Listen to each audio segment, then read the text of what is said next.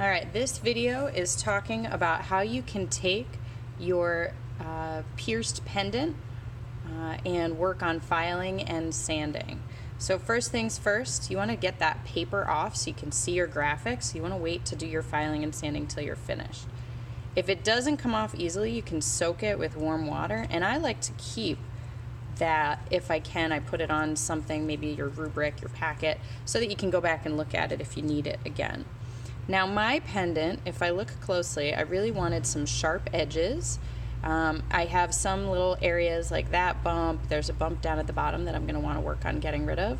And then I might want to do some cleaning up of the surface. You might see there are some scratches. If you feel it, there's some rough areas, and then also a little bit on the inside. So first thing you're going to do is look at your files, and you're going to use any of those for any big inconsistencies.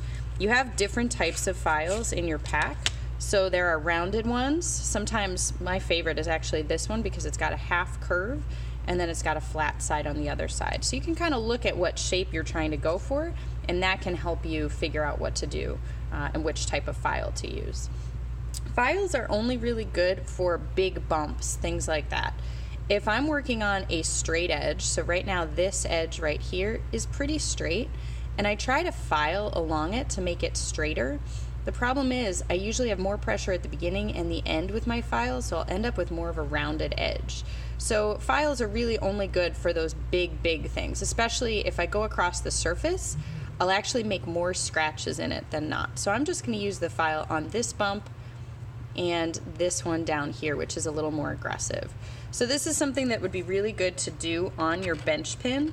I don't have one here, but it's a way that you can kind of hold this a little more steady by putting it up against the bench pin. And so I'm pressing the file against it. You might hear that screechy noise.